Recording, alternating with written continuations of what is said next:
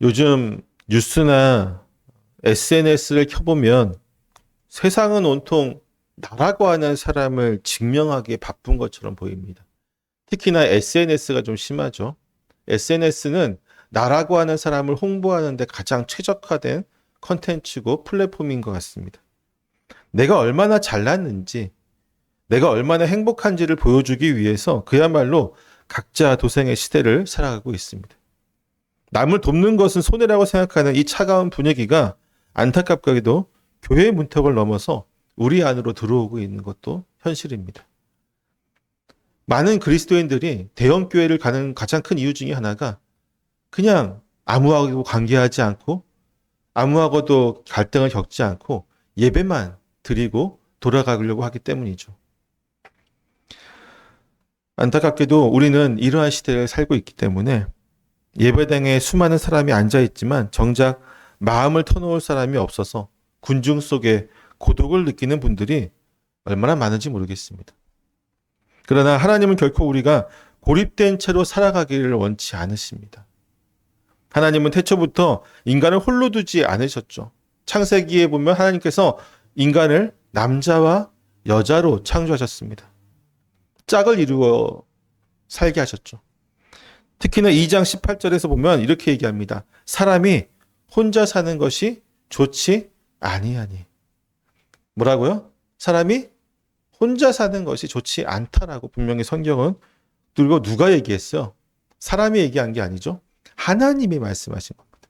하나님이 아담을 창조하신 이후에 아담이 혼자 있는 것을 보면서 좋지 않다라고 결론을 내리셨습니다. 서로가 서로에게 부족함을 채워주는 돕는 배필이 되라고 하와를 데려오셨죠. 결혼은 결코 우리가 부족한 것을 채우기 위해서 결혼하는 것이 아닙니다. 외롭기 때문에 결혼하는 것이 아니라 우리가 혼자 있는 것이 좋지 않다는 하나님의 그 당한 그 분명한 정의 아래서 서로를 돕기 위해서 결혼을 한 제도가 있고 또 이웃이 있고 우리에게 공동체가 있는 것입니다. 또한 지혜의 왕으로 불렸던 솔로몬 역시 전도서 4장에서 이렇게 얘기합니다. 두 사람이 한 사람보다 나음은 그들이 수고함으로 좋은 상을 얻을 것입니다. 혹시 그들이 넘어지면 하나가 그 동물을 붙들어 일으키려니와 홀로 있어 넘어지고 붙들어 일으킬 자가 없는 자에게는 화가 있으리라. 경고하고 있습니다. 우리의 수고는 사람이 홀로 행하는 것보다 두세 사람이 함께 할 때 훨씬 더 좋은 결과를 가지고 올 수 있습니다. 왜냐하면 우리가 한 사람이 가지고 있는 재능에는 한계가 있기 때문이에요. 다양한 사람들이 모이면 힘을 쓰는 사람, 머리를 쓰는 사람, 계획하는 사람, 추진하는 사람, 이 모든 사람들이 모여서 시너지 효과가 더 크게 되는 것이죠. 누군가 또한 나를 일으켜줄 사람이 있다는 것은요, 우리가 인생을 살아갈 때 좀 더 수월하게 모든 고난을 극복할 수 있도록 인도해 줍니다. 사람은 혼자 살아갈 때에 완벽함을 추구할 수 없습니다. 오늘날 우리가 보기에 이 세상은 점점 더 사람들로 하여금 고립되게 만드는 곳으로 가고 있습니다. 왜요?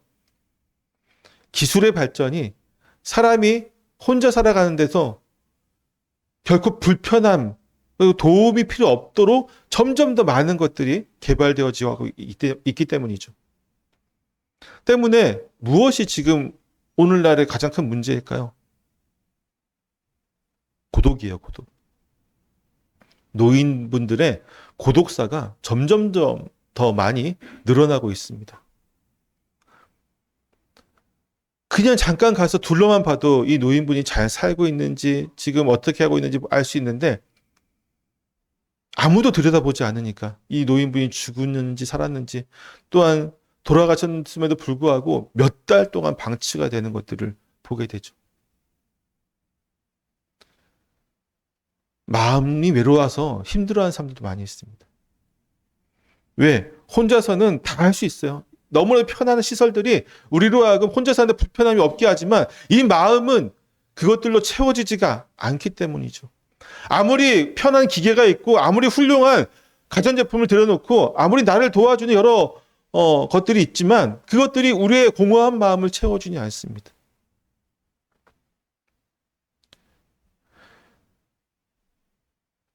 우리는 그 때문에 함께 짊어질 사람이 있어야 되고, 또 우리 스스로가 말씀 안에서 누군가의 고독과 외로움과 누군가의 어려움들을 함께 나눠질 수 있는 돕는 사람이 될 필요가 있는 것이죠.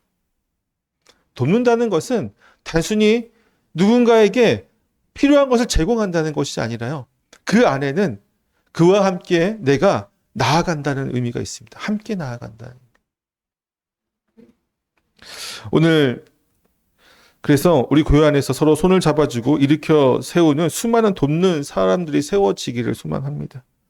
우리 공동체가 세상에 줄 수 없는 따뜻한 위로로 가득 차기를 또한 소망합니다. 이 내년 3월까지 설교하겠다고 했는데 돕는 사람으로 이 설교가 끝났을 때 우리 공동체 안에 좀 사랑이 가득하고 돕는 마음이 가득하기를 원합니다. 그 첫 번째 모델로 오늘 우리가 만날 사람은 초대교회 숨은 영웅이었던 바나바입니다. 누구라고요? 바나바죠. 그의 원래 이름이 뭐라고 나왔습니까? 36절에 요셉이라는 이름인데 우리가 바나바를 요셉으로 알고 있는 사람이 거의 없어요. 다 그냥 바나바라고 알고 있죠. 사실 바나바는 별명입니다. 누가 지어줬어요? 사도들이 지어준 별명입니다. 그 사도들이 요셉을 보면서 그 요셉이 행하는 일들을 보면서 아, 바나바다 하고 별명을 비춰준 거예요. 그 바나바라고 하는 별명의 이름 뜻이 뭐라고요? 위로의 아들이다. 그러니까 바나바, 요셉이 교회 안에서 했던 일이 뭔 거예요? 사람들을 위로하는 일들을 너무나도 잘했기 때문에 사도들이 그를 보면서 바나바, 위로의 아들이라는 별명을 지어주고 나중에는 결국 이 별명이 뭐가 됐어요? 이름처럼 돼버렸잖아요. 모든 사람들이 요셉이라고 안 부르고 가족들은 모르겠어요. 요셉이 불렀는지 모르겠지만 교회에 있는 사람들, 교회 밖에 있는 사람 모두가 다 그를 바나바라고 불렀고 심지어는 성경에도 그를 요셉이라고 기록하지 않고 이후로 계속해서 바울과 바나바, 바나바와 바울, 바나바를 계속 연호하고 있죠. 오늘 본문과 또 이후에 이어질 그의 행적들을 통해서 이 삭막한 시대에 꼭 필요한 돕는 사람의 세 가지 특징에 대해서 오늘은 좀 보려고 합니다. 첫 번째는요, 돕는 사람은 나의 것을 내어주는 사람입니다. 하나님이 찾으시는 돕는 사람의 첫 번째 특징은 결국 나의 것을 내어주는 희생에 있습니다. 진정한 도움은 말로만 하는 위로가 아닙니다. 나의 가장 소중한 것을 내어주는 구체적인 실천에서 시작이 되어지는 것이죠. 37절 한번 읽어볼까요? 37절 시작. 밭이 있음에 아멘. 바나바가 밭을 가지고 있었다고 이야기를 하죠. 근데 이것은 굉장히 파격적인 행동이었습니다. 일단 기본적으로 바나바가 밭을 여러 개 가지고 있어서 그 중에 요만큼 떼어서 사도들의 발 앞에 놓은 게 아니었습니다. 굉장한 헌신이 여기에 있는데 본문은 그가 사실 레위족이라고 밝히고 있어요. 36절에 보면 레위족이었는데 율법에 따르면 레위족은 재산을 소유할 수 있어요? 없어요? 없습니다. 땅을 기업으로 가질 수 없었습니다. 오직 하나님만이 그들의 기업이 되셔야 했기 때문이죠. 그러니까 레위인들은 하나님만이 나의 기업이 되기 위해서 하나님만을 의지하기 위해서 인간적인 또 물질적인 땅을 소유하지 못하도록, 왜냐하면 땅을 소유하고 있으면 땅에 더 의지하게 될까봐 레위인들은 소유 못하게 하고 나머지 족속들이 다 땅을 가지고 있었죠. 하지만 이스라엘과 북이스라엘과 남유다가 망하고 나서 포로기 이후에 다시 돌아온 이후에는 좀 이거 시대가 좀 변하면서 레위인들 중에서도 재산을 소유한 이들이 생겨나기 시작합니다. 때문에 바나바에서도 그렇게 해서 이제 밭이라고 하는 생계수단이 생긴 것이죠. 원어로는 이 밭이 뭐냐면 아그로스라고 쓰인 단어인데 아그로스는 작은 텃밭 정도가 아니에요. 광활한 토지를 얘기합니다. 상당히 넓은 토지였고요. 우리가 36절에 보면 또 바나바의 고향이 구브로라고 얘기하잖아요. 구브로라고 하는 이 고향을 떠나서 타지인 이 예루살렘에 머물렀던 그에게 이 경작을 할 수 있는 밭은 그의 유일한 생계 수단이었으면서 더불어서 그의 어떤 사회적 지위를 보장해 주는 수단이었습니다.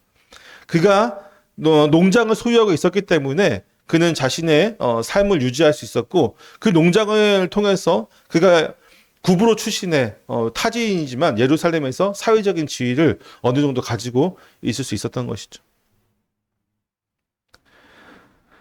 때문에 그에게 있어서 이 밭은 부를 쌓거나 증명하기 위한 부동산이 아니라 자신의 삶을 지탱하는 어떤 안정감과 같은 것이었습니다. 자신의 삶을 지탱하는 기둥이었어요. 그러나 바나바는 가나안 형제들의 필요를 보았을 때에 이 안정감을, 이 기둥을 포기하려고 했습니다. 자신의 기득권을 팔았던 것이죠. 그리고 그 값을 어떻게 했습니까? 사도들의 발 앞에 두었습니다.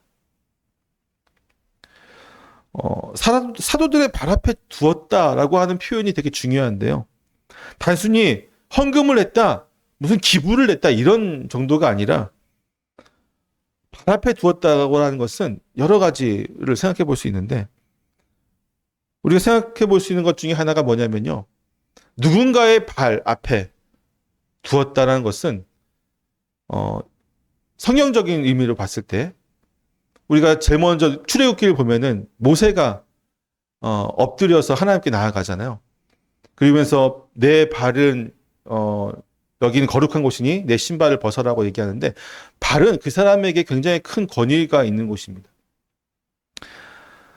또한 권위와 통치를 가지고 있는 것이 발이라고 하는 단어인데 예를 들어서 사도 바울 같은 경우는 자신이 율법을 배울 때에 뭐라고 얘기하냐면 가말리엘의 문화에서 배웠다라고 이야기합니다. 내가 가말리엘의 문화에서 배웠다. 이게 사도행전 22장 3절 말인데 우리말 성경에서는 되게 점잖게 가말리엘의 문화에서 배웠다고 하지만 헬라어 원어를 보게 되면요.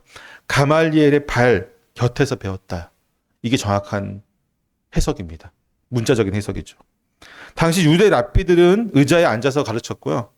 제자들은 그 발치 아래서 랍비들은 스승은 의자에 앉아서 가르쳤고 제자들은 그 발치 아래 그 겉에서 그 말씀을 들으면서 배움을 입었던 것이죠. 이는 스승의 권위를 전적으로 인정하고 그 가르침에 내 생각을 전적으로 복종시키겠다라고 하는 의미를 가지고 있습니다. 즉 누군가의 발 아래 둔다는 것은 나의 주권을 포기하고 당신의 통치를 따르겠다라고 하는 강력한 선언이자 신뢰 고백인 것이죠. 에베소서 1장 22절에 봐도 이렇게 얘기합니다. 하나님께서 만물을 그의 발 아래 복종하게 하셨다. 만물을 복종하게 하셨다.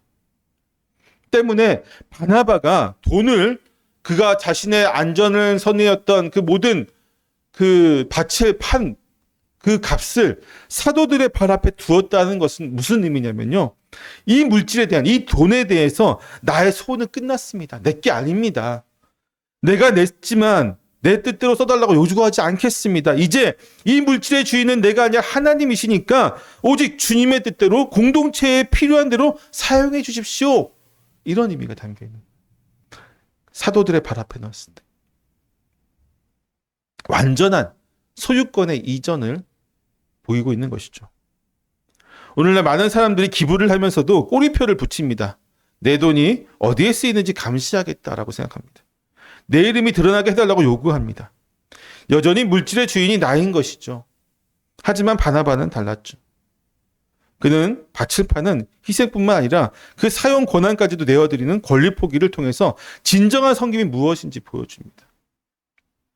간혹가다 큰 교회들에서 이제 지방에 있는 작은 교회들을 후원하는 교회들이 있어요. 물론 저희 교회를 후원하는 교회들은 그렇지 않지만 일부 교회들 중에 제가 듣기로는 그런 교회들이 있어요. 후원을 하면서 이 후원금이 어떻게 쓰이는지 내역서를 달라고 하는 교회도 있습니다. 더러 있습니다. 얼마 전에 제가 어떤 목사님 만났는데 예전에 그런 일이 있었다 하면서 되게 마음에 상처받았던 일들을 이야기하시더라고요. 후원했잖아요. 그렇죠? 그럼 그 돈은 내게 아닌 거예요. 하나님께서 이 공동체에 쓰임받도록 하실 것에 대해서 전적으로 맡겨야 되겠죠. 근데 이것이 쉽지가 않습니다. 왜? 인간은 연약하기 때문이죠. 당시도 마찬가지입니다. 당시 헬라 문화에서는 자신의 부를 과시하면서 명예를 얻은 후원자들이 많았습니다. 내가 이만큼 도왔어라고 생색내면서 자신의 영향력을 높이는 것이 일반적이었습니다. 그런데 여러분 이것이 과연 2000년 전의 과거의 문제였냐면 안타깝게도 오늘날에도 변함이 없다고 하는 것이죠. 얼마 전에 제가 또 어디 강의차 어느 교회를 방문한 적이 있었는데 당시 예배당에 굉장히 오래된 온풍기가 있었습니다. 소음도 심하고 상태도 굉장히 좋지 않아서 제가 그 교회 목사님한테 지나가는 말로 이랬어요. 목사님, 이 온풍기 이제 그만 보내드리고 새 것으로 교체하는 것이 낫지 않겠습니까? 라고 얘기했더니 그 목사님이 굉장히 난처한 표정으로 이렇게 얘기를 합니다. 저도 그러고는 싶은데, 그렇죠? 그럴 수가 없습니다. 저 온풍기를 기증하신 성도님이 눈에 불을 켜고 지켜보십니다. 교회에 오면은 온풍기 닦기도 하시고 본인이 기증한 거 작동하는지 맨날 확인하시고. 사실 새 거가 옛날 거는요, 효율이 좋지 못해요. 에너지 효율이 너무 좋지 않기 때문에 그것을 틀어놓는다는 것은 새 거를 들여놔서 에너지 효율 1등급을 틀어놓는 게 훨씬 더 몇 년을 쓰면은 이득이 될 텐데 그렇지 못하는 것이죠. 무슨 의미입니까? 물건을 하나님께 내가 헌물을 했습니다. 내가 하나님께 우리 교회에 이것을 헌물했습니다 하고 드렸는데 여전히 그 물건에 대한 소유권이 누구한테 있는 거예요? 기증한 사람의 마음에 있는 것이죠. 이 얘기를 또 저희 목사들 있는 모임에서 얘기를 했더니 어떤 한 목사님은 그러더라고요. 때문에 저희는 절대로 헌물을 받지 않습니다. 무조건 헌금으로만 받습니다. 왜? 이런 것을 그분들 몇 번 경험하고 나서는 절대 헌물하지 마시라고 이야기를 하는 것이죠. 헌물한 그 물건이 조금만 망가져도 헌물하신 분이 상처를 입기도 하고. 또 제가 어떤 장로님을 만났을 때에 예전에 있던 교회 장로님은 날마다 이제 저 만날 때마다 내가 왕년에 교회를 위해서 이런 일들을 했다라고 주장을 하면서 얘기를 하시는데 특히 그 중에서도 매번 빼놓지 않고 얘기하시는 것 중에 하나가 본인이 시무장로로 있을 때에 어떤 타 먼 지역에 교회를 세웠다는 것에 대해서 굉장히 큰 자부심을 가지고 계십니다. 그것이 마치 개인의 업적이나 트로피인 것처럼 자랑하고 다니시죠. 우리는 어떻습니까, 여러분? 헌금을 한 번 내고 봉사를 한 번 하고 나서 내 이름의 주보에 빠지면 섭섭하지 않으십니까? 제가 몇 번 실수해서 이름을 빠뜨린 적이 있죠. 굉장히 섭섭해 하시죠. 목사가 큰 죄인이 됩니다. 그럴 때. 내가 낸 피아노인데 내가 한 건축인데라며 꼬리표를 붙이고 살아가고 있지는 않습니까? 하지만 여러분, 바나바는 달랐다니까요. 그는 밭을 팔아서 그 값을 사도들의 발 앞에 두었습니다. 이것은 이제 내 것이 아니라 내 모든 것은 이제 다 하나님께 드렸으니 내 이름은 여기서 지워지고 주님의 영광만이 남기를 원합니다. 그 마음이 사도들의 발 앞에 두었던 그의 헌금에 있었던 것입니다. 철저한 자기 부인이 여기 따라온 것입니다. 진정한 돕는 사람은 기득권을 주장하지 않습니다. 내가 드린 헌신이 공동체를 위해서 사용되었다면 그것으로 기뻐하고 조용히 물러나는 것, 이것이 하나님이 찾으신 진짜 바나바의 모습이죠. 바나바는 자신이 기부자로서 드러나는, 또 내가 큰 돈을 냈다고 드러나서 칭찬받기를 거부합니다. 그는 돕는 행위를 통해서 자신의 이름이 높이는 것이 아니라 오히려 철저히 낮아짐을 선택한 것이죠. 물론 성경에는 기록되어서 대대로 우리가 보고 있지만 그 마음은 그렇지 않습니다.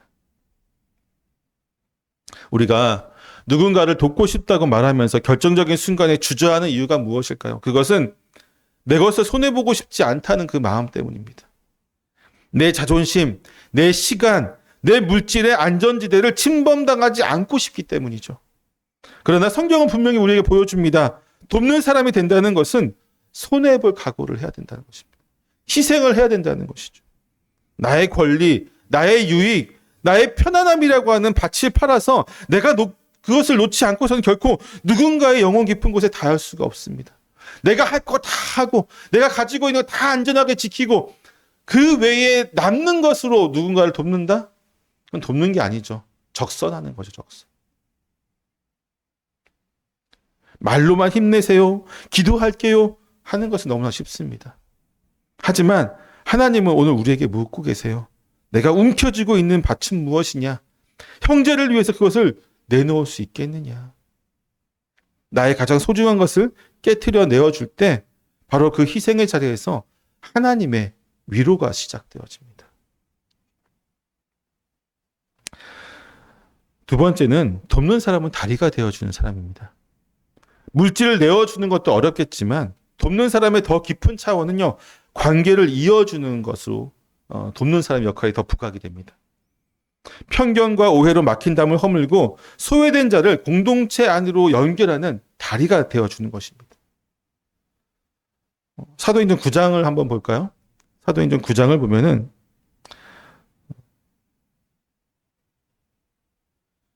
9장에 26절을 한번 보겠습니다. 사도행전 9장 26절. 같이 읽어볼까요? 9장 26절 화면을 보고 같이 읽습니다. 시작. 사울이 예루살렘에 가서 제자들을 사귀고자 하나 다 두려워하여 그가 제자됨을 믿지 아니하니. 아멘. 사도행전 9장을 보면은 다메섹 도상에서 예수님을 만나고 극적으로 회심하게 된 바울이 예루살렘에 와서 이제 제자들과 어울리고자 합니다. 그러나 반응이 어떻습니까? 매우 싸늘했습니다. 26절을 보면은 다 두려워서 그가 제자됨을 믿지 않았다고 이야기하고 있습니다. 이 반응이 어떤 것 같습니까? 너무했다고 생각하십니까? 아니에요. 당연한 것이죠. 불과 얼마 전까지 스데반을 돌로 쳐 죽이는데 앞장섰던 사람이 바울이었고요. 교회를 진멸하려고 했던 핍박자가 바로 사울이었습니다. 그는 자신이 주동해서 대제사장들의 그 문서를 가지고 사람들 잡아가두는데 앞장섰던 인물이었습니다. 아마 바울 때문에 죽은 사람도 수탁에 많았을 것입니다. 때문에 그러한 사람이 갑자기 내가 예수님을 믿고 회심했습니다라고, 내가 당신들과 교제하고 싶습니다라고 교회에 들어왔을 때 사람들은 당연히 의심하는 게 너무 당연하지 않습니까? 또 누구를 잡아가려고 여기 왔을까? 저거 위장 아니야? 거짓말 아니야? 의심하고 두려워하는 것은 당연합니다. 아무도 사울 곁에 가려고 하지 않았고 그와 교제하려 하지 않았습니다. 사울이 교회에 왔지만 그를 만나는 사람은 전혀 없었습니다. 바로 그 서슬퍼런 침묵 속에서 유일하게 나선 사람이 바로 바나바였던 것이죠. 27절을 보면 이렇게 얘기합니다. 같이 읽어보겠습니다. 시작. 바나바가 데리고 사도들에게 가서 그가 길에서 어떻게 주를 보았는지와 주께서 그에게 말씀하신 일과 다메섹에서 그가 어떻게 예수의 이름으로 담대히 말하였는지를 전하니라. 아멘. 여기서 이제 데리고 왔다. 바나바가 데리고 사도들에게 갔다고 했잖아요. 이 데리고라고 하는 헬라어가 에필라보메노라고 하는 이제 헬라어인데, 다시 누군가를 안내했다 뭐 그런 뜻이 아니라, 이 원어의 정확한 뜻은 뭐냐면 손을 꽉 붙잡다는 뜻이에요. 손을 꽉 붙잡다. 옆에서 손을 꽉 붙잡고 옆에서 부축했다 뭐 이런 의미를 가지고 있습니다. 모두가 저 사람은 위험해 라고 하면서 뒷걸음질 칠 때 바나바만큼은 성큼성큼 다가가서 사울의 손을 꽉 붙잡은 것이죠. 막 붙잡았어요. 사울 역시 어떻을까요? 이 말, 데리고라고 말, 그 사울의 손을 꽉 잡았다고 하는 이 원어적인 말을 제가 묵상하면서 어떤 느낌이 들었냐면, 사울은 자신감에, 어쩌면 예수님을 믿고 나서 그 마음속에 열정과 복음을 위한 열정이 막 불타오르고 있어서 예루살렘으로 가서 제자들을 만나서 복음을 전하는 일에 함께 하려고 달려갔는데 다 두려워하고 모소하니까 어떻을까? 사울 마음도 위축되어지고 사울도 많이 소심해지고 그 열정들이 다 식어가고 고립되었을 그 마음을 지금 바나바가 꽉 붙잡아주고, 그리고 나서 그를 데리고 사도들, 즉 그 당시에 교회의 리더들 앞에 나아가게 됩니다. 바나바라고 해서 사울이 무섭지 않았을까요? 만약 사울이 진짜 스파이였다면 그를 추천한 바나바 역시 공동체에서 매장당할 수 있는 매우 위험한 상황이었습니다. 하지만 바나바는 자신의 신용을, 자신의 모든 이름을 다 걸고 사울을 보증하게 되죠. 내가 이 사람을 겪어보았습니다. 다메섹에서 그가 어떻게 예수를 만났는지, 얼마나 담대히 복음을 전했는지 내가 증언합니다. 이제 이 사람은 우리의 형제입니다라고 말하는 것이에요. 바나바라고 하는 이 튼튼한 다리가 있었기 때문에 사울이라고 하는 위험 인물은 예루살렘 교회라고 하는 안전지대로 건너올 수 있게 되었던 것입니다. 만약 이날 바나바의 중재가 없었다고 한다면 사도 바울은 역사 속에서 등장하기가, 물론 등장은 했을 수도 있겠지만 매우 오랜 시간이 걸렸을 수도 있습니다. 거창한 이야기가 아닙니다. 우리 자신의 모습을 한번 돌아봅시다.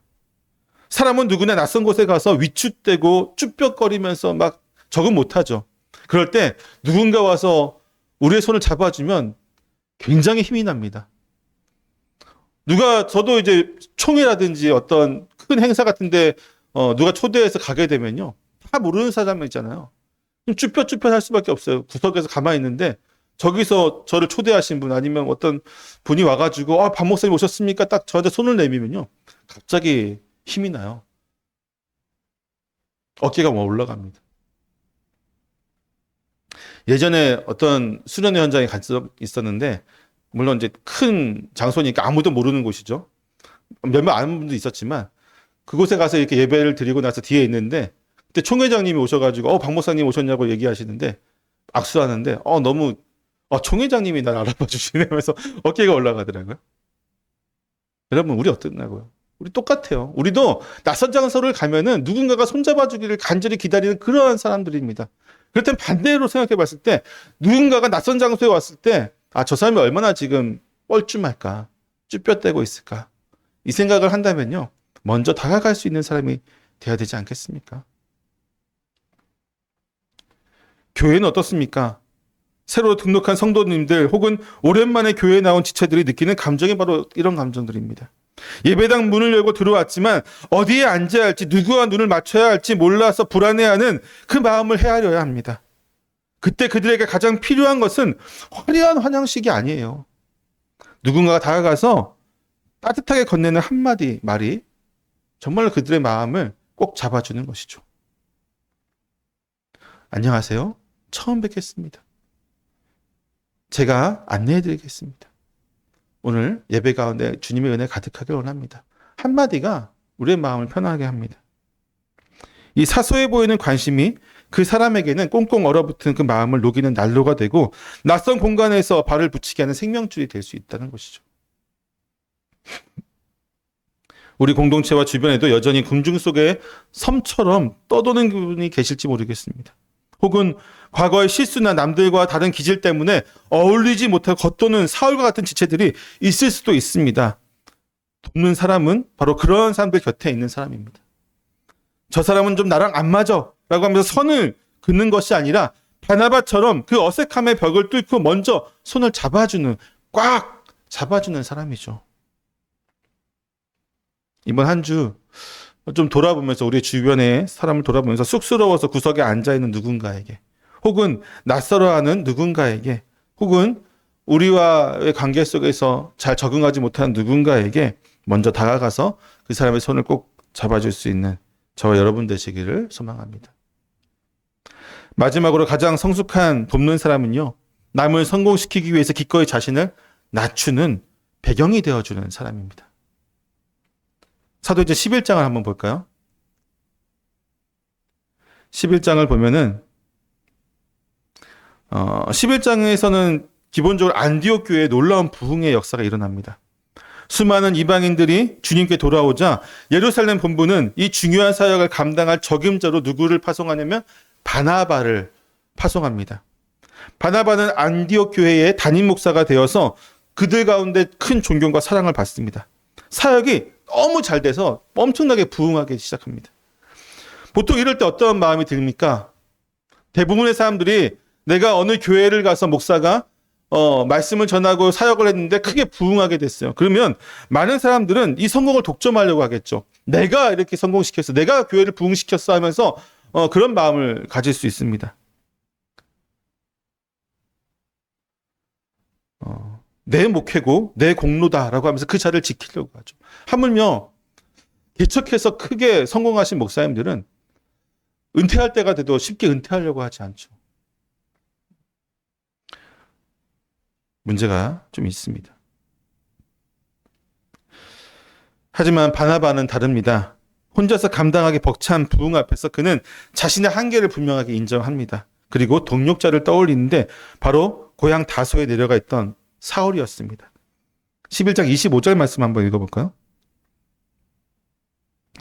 시작. 바나바가 사울을 찾기 위해 다소에 가서 누가 갔어요? 바나바가 직접 갔습니다. 보통은 이제 교회에 있는 집사님, 장로님들을 보내가지고 데려올 수도 있겠는데, 바나바는 직접 갔습니다. 이게 쉬웠을까요, 여러분? 결코 쉽지 않았습니다. 요즘처럼 통신이 발달한 것도 아니고, 과거에 사람을 찾는다는 것은 결코 쉽지 않았죠. 25절에서 찾으러라고 얘기하는데, 이 찾으러가 헬라어로 아나제테오라는 말인데, 원어적인 의미를 좀 보면요.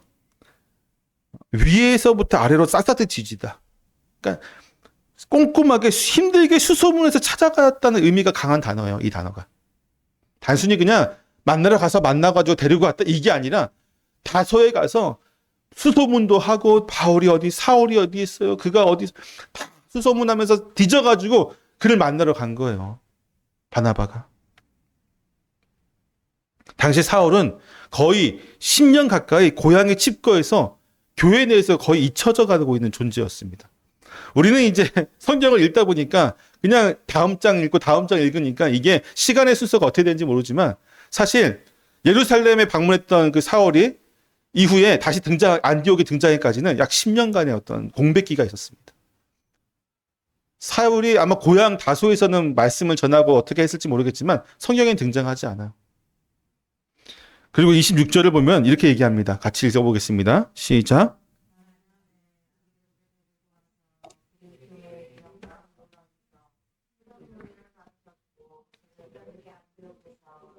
그리스도인의 일컬음을 받게 되었더라. 아멘.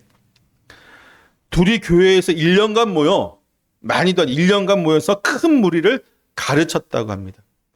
자, 바나바는 교회 담임으로 부임해서 큰 무리가 되게 만들었는데 사울이 오고 난 이후에 이 그 큰 무리를 이제 어떻게 한 거예요? 말씀으로 가르친 거예요. 그리고 그 결과가 무엇이었습니까? 모든 제자들이 이제 뭐라고 불렸다고요? 그리스도인이라고 일컬음받게 되었습니다. 이제 구분되어지는 거예요. 유대교의 신자들과 예수님을 믿는 사람들의 구분이 이루어지기 시작합니다. 누구의 가르침으로? 사울, 우리가 알고 있는 바울의 가르침이 시작되고 1년이 지나니까 구분되어져요. 아, 저 사람은 유대인이고 저 사람은 그리스도인이야. 둘이 같은 부류가 아니야라고 하는 것이 나눠지기 시작합니다. 세상 사람들이 보기에 너무나 신기했던 것이죠. 보통 유대인들은 정통 유대인 바나바와 한때 핍박자였던 바울, 성향도 배경도 전혀 달랐던 두 사람이 주도권 다툼을 하지도 않고 서로 세워주면서 아름답게 동력하는 모습입니다. 그 모습 속에서 세상은 예수님을 바라본 거예요. 그리스도를 바라본 것이죠. 놀라운 점은요, 정말 놀라운 건데 이 시점부터 사도행전의 기록의 순서가 바뀝니다. 이 전까지는 바나바와 사울이라고 고백을 했는데 이때부터 뭐라고 얘기하냐면 바울과 바나바가 되는 거예요. 바뀌는 겁니다. 순서가 바뀌었어요. 주인공이 누구였어요? 이전까지는 사울을 데리고 올 때까지는 누가 주인공이었습니까? 바나바가 주인공이었는데 그를 안디옥 교회에 데리고 나서 1년 동안 가르침을 받고 그리스도인이라고 일컬음 받는 그 시점부터 주인공은 누가 됐습니까? 사울. 이제 바울이 됐어요. 바울.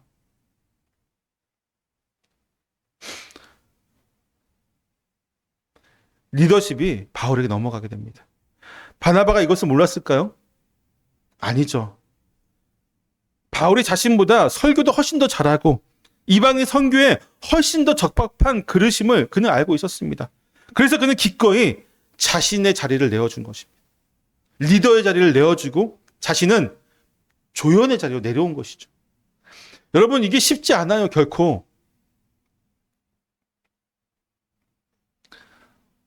제가 많은 목사님들을 보는데 제가 정말 그 중에서 존경하는 목사님이 있습니다. 얼마 전에 제가 그 교회 가서 또 이제 몇 가지 강의를 하고 왔는데, 그 교회 원로 목사님을 제가 정말 존경합니다. 왜냐하면 그분이 개척해서 30년 넘게 목회를 하시는 교회예요. 근데 정말 저보다도 한 10살 정도 어린, 정말 새파랗게 어린 후배를 담임 목사로 세웠어요. 그런데 철저하게 자신이 조연이 되려고 하세요. 그게 너무나 눈에 보입니다.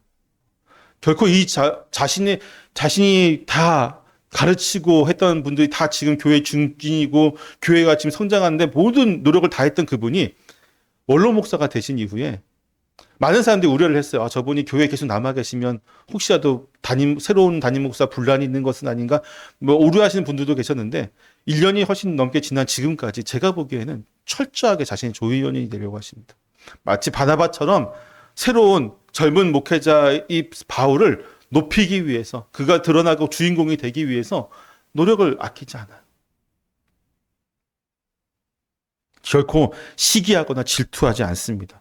오히려 하나님 나라가 확장되는 것을 보면서 매우 즐거워하는 모습을 보게 됩니다. 세계적인 지휘자였던 레너드 번스타인에 관해서 전해진 유명한 일화가 있어요. 뭐냐면 한 번은 어떤 사람이 이 번스타인에게 이렇게 질문을 합니다. 선생님, 오케스트라에 있는 수많은 악기들 중에서 가장 연주하기 힘든 악기가 무엇입니까? 화려한 기교가 필요한 제1 바이올린입니까? 아니면 웅장한 피아노입니까? 하면서 물어봅니다. 이때 번스타인이 뭐라고 대답을 하냐면 고개를 저으면서 이렇게 얘기합니다. 가장 연주하기 힘든 악기는 제2 바이올린입니다. 왜냐하면 제1 바이올린을 맡아서 스포트라이트를 받겠다고 하는 연주자들은 줄을 서 있습니다. 하지만 제1 바이올린을 빛내주기 위해서 똑같은 열정을 가지고 기꺼이 제2 바이올린을 연주할 사람은 정말 찾기 어렵습니다. 그러나 기억하십시오. 제2 바이올린이 없다면 오케스트라의 화음은 불가능합니다. 이렇게 대답했다고요. 이것이 진짜 실력이죠. 우리는 모두가 주인공이 되고 싶어 합니다. 내 이름이 드러나고 내가 박수 받기를 원하고, 하지만 하나님 나라는 누군가를 주인공을 세워주는 숨은 조력자들, 영적인 킹메이커들이 있어야 가능합니다. 그렇게 완성되어졌어요, 항상. 그래서 제가 이 설교를 준비하고 시리즈 설교를 준비하고 있는 거예요. 몇 개월 동안. 성경의 곳곳에서 하나님의 사람으로 주인공이 빛났을 때 그 옆에서 그를 빛나게 했던 인물들을 다시 한번 조명하고 싶은 겁니다. 여러분, 가정에서 남편을, 아내를 나보다 더 낫게 여기며 세워주고 계십니까? 내 배우자가 나보다 더 나은 사람이라는 사실을 알고 계십니까? 직장과 교회에서 후배나 동료가 나보다 더 인정받을 때 시기심 없이 진심으로 박수 쳐줄 수 있습니까? 힘들어요. 특히나 회사나 이런 곳은 더욱더 힘들겠죠. 내가 일하고 있는 곳에서 후배가 나보다 잘한다? 이것은 어떤 걸 의미합니까? 내가 회사에서 도태되어진다. 때문에 쉽지 않습니다. 그렇지만 교회는 그렇지 않아요. 우리 믿음의 공동체는 그렇지 않습니다. 여러분, 우리 믿음의 공동체에서는 무엇이 더 중요합니까? 내가 더 이름이 알려지고 교회 내에서 내가 더 인정받고 교회 내에서 내가 더 박수받는 것이 중요한 게 아니에요. 하나님의 나라가 확장되는 것이 더 중요하죠. 복음이 더 퍼져나가는 것이 더 중요하죠. 누구를 사용하든지, 아니 저 사람이 정말 나보다 설교 잘하면 그에게 강단을 내어줄 수 있는 목회자가 있어야 되고요. 나보다 더 전도 잘하는 사람이 있으면 그 사람에게 전도 팀장을 맡겨줘야 되고요. 내가 지금 주방을 맡고 있는데 나보다 요리 잘하고 더 성도들 섬길 수 있는 사람이 있으면 그 주방을 양보할 수 있어야 됩니다. 시기와 질투를 하는 것이 아니라, 이것이 더 우리 공동체를 위해서 필요하다고 생각되어진 일에 내가 양보할 수 있다면 그게 더 기쁜 일이죠. 하나님이 뭘 보세요? 그것을 보신다고.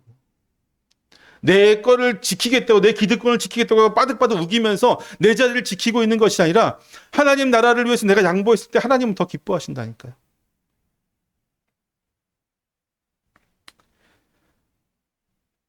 세례 요한은 예수님을 통해서 이렇게 얘기했죠. 그는 흥하여야 하고 나는 쇠하여야 하리라. 남보다 나를 높여줄 수 있는 겸손한 바나바가 될 때 우리 공동체는 세상에 감당할 수 없는 아름다운 화음을 내게 될 것입니다. 오늘 우리가 만난 바나바는 베드로처럼 하루에 3,000명을 회개시킨 웅변가도 아니었고 바울처럼 수많은 서신서들을 남긴 신학자도 아니었습니다. 그는 그냥 착한 사람이요, 성령과 믿음에 충만한 사람이었다고 담백하게 성경은 이야기하고 있어요. 위로의 사람이었습니다. 그러나 하나님은 이 한 사람을 통해서 교회 역사를 바꾸셨습니다. 그가 자신의 안락한 밭을 팔아서 사도들의 발 앞에 두었기에 초대교회의 진정한 나눔의 역사들이 보여졌고요. 또한 그가 모두가 두려워하던 사울의 손을 잡아주었기에 위대한 전도자인 바울이 탄생하게 되었습니다.